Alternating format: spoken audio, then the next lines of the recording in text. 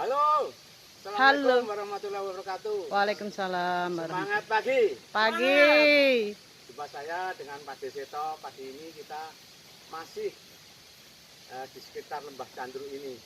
Alhamdulillah saya dikanti dalam bahasa Jawa, ditawani oleh sesepuh saya walaupun masih muda, Gus Heri Purnomo, yang pada malam hari ini sampai pagi ini kita istilahnya mengadakan tadabur alam. Nah, apa tadabur itu? Mungkin tadabur adalah belajar untuk mengambil hikmahnya. Monggo Gus niki kados pundi niki makna kita jalan-jalan di tengah hutan sebagai tadabur alam. Monggo Gus, kula nyuwun sedikit pencerahan. Nah, monggo. Sebelumnya puji Tuhan kita ucapkan kepada Allah yang telah memberikan kita itu nikmat yang tiada taranya. Amin. Bila kita berpikir, kita harus bersyukur.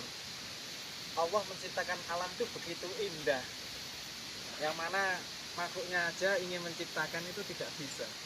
Jadi kita itu diberi wewenang oleh Allah sebagai khalifah fil ardh, itu harus menjaga apa yang telah diciptakan.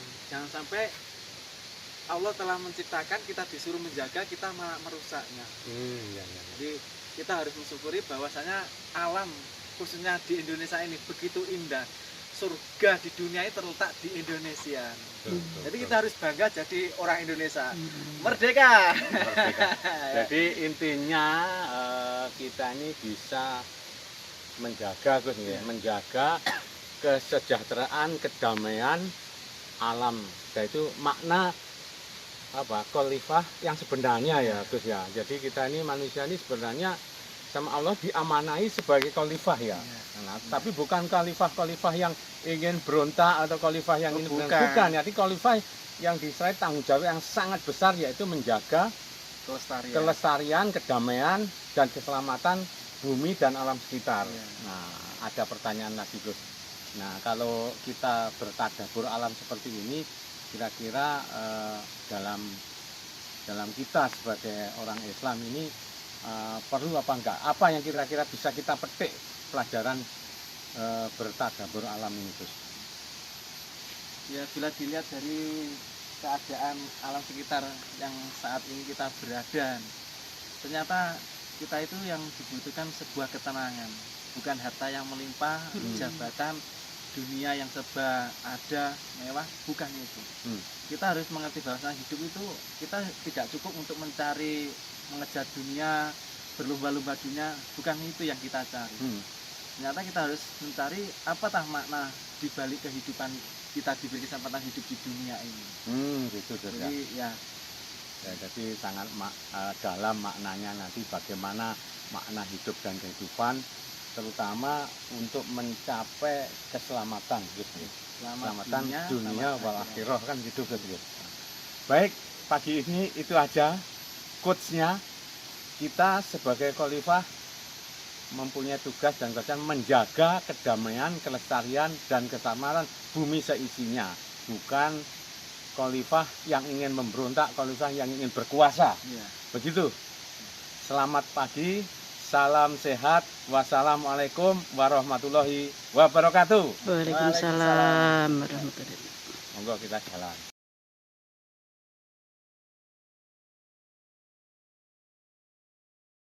Kenapa sih? Batangnya bikin begini. Nah, rencana ini kita bagi dua. Ini pokoknya bagi dua, ini kan bisa sana, bisa sini. Bisa lewat sini ke sini. Jadi, nah sekarang kita mau eksplorasi Lembah Candru bersama Gus Heri Purnomo. Monggo Gus. Kita lewat sebelah kanan nggih. Monggo.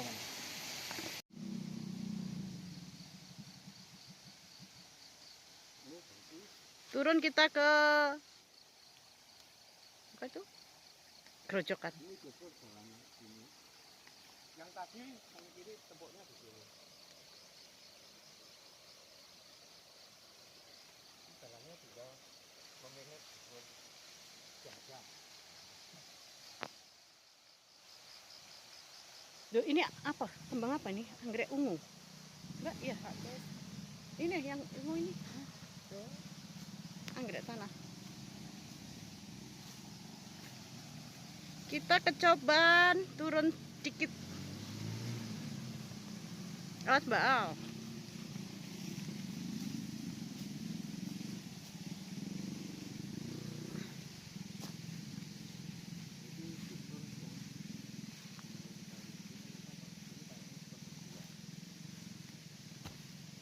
Sini, sini. Nah itu, mulai, udah mulai.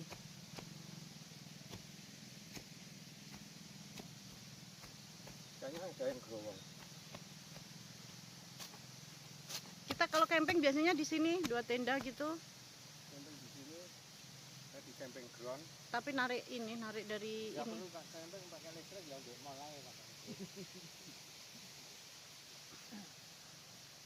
Ini tetapnya terlalu gemuk ini. Kita ada peringnya udah apa? Urep Pak, peringnya Pak. Kok enggak gawa Ini trip? licin sekali ya.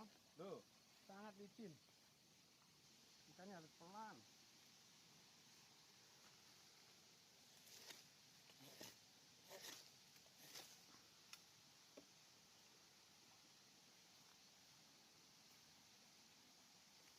Awas Mbak.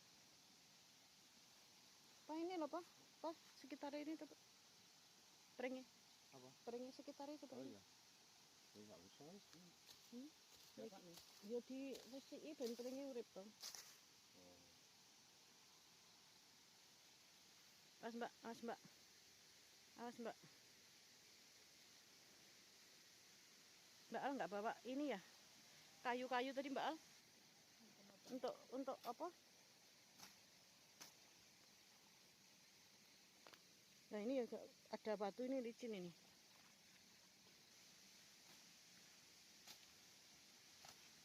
Karena hujan jalannya agak ini ya, licin. Oh ini ada pohon ceri ini kok tiba-tiba tumbuh di sini, aku baru tahu Pak. Ini nggak ada ulat ceri ini Pak.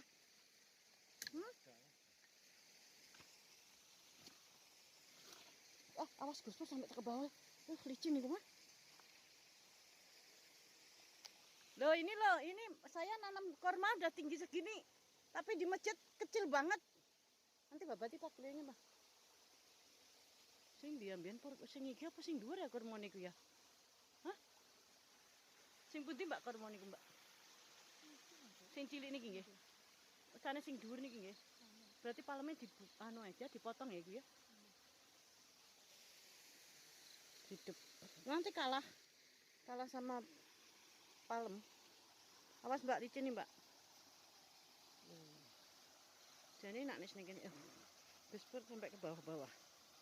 Awas lho Mbak nggih.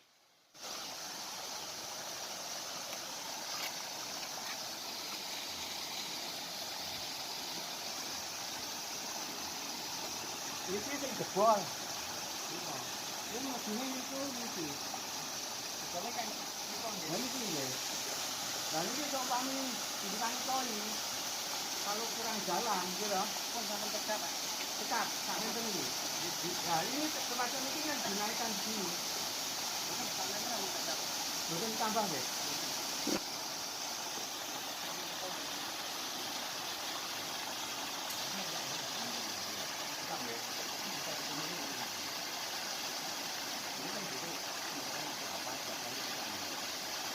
Kalau air kan enggaknya ngalir itu bisa dilakukan itu bocor. Ini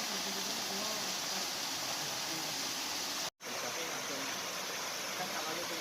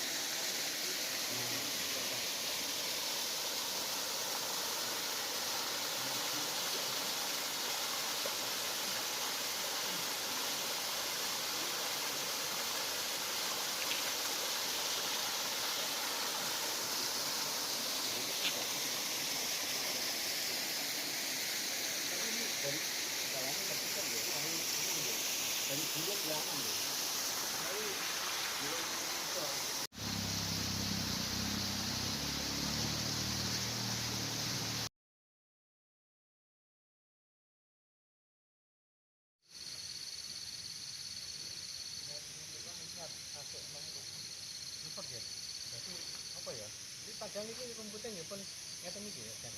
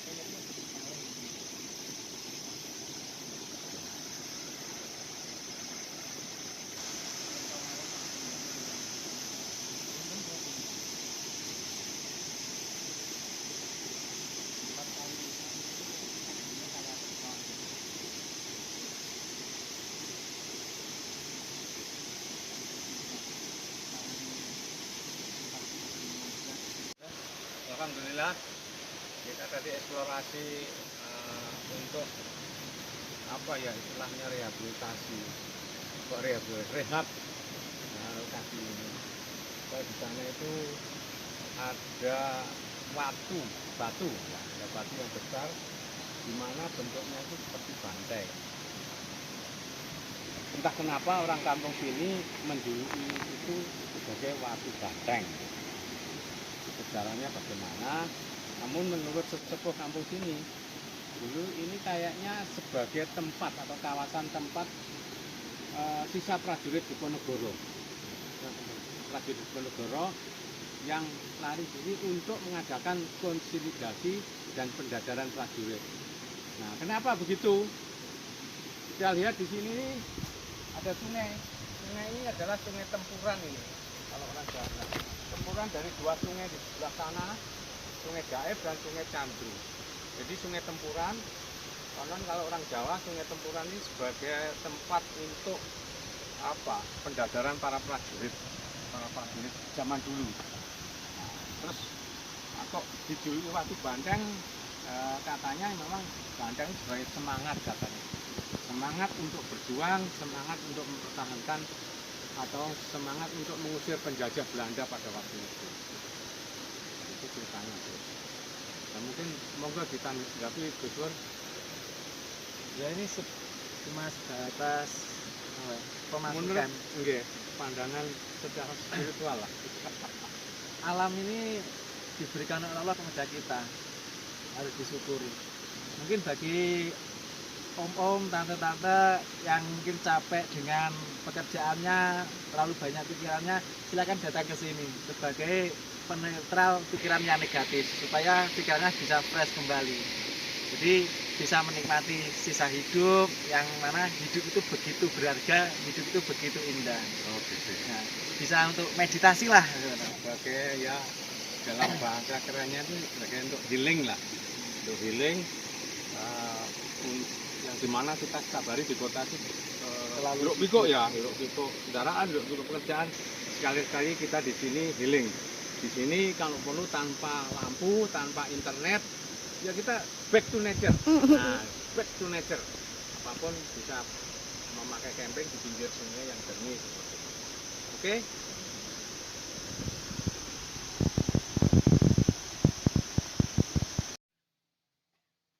Selesai kita pagi ini check out.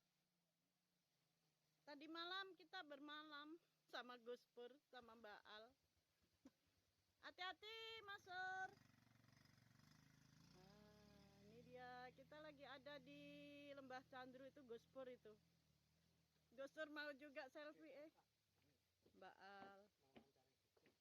Ini Pak Desen. Ada sesi wawancara sama Gus Pur. Nah, ini bekas-bekas sisanya tadi malam tuh apinya.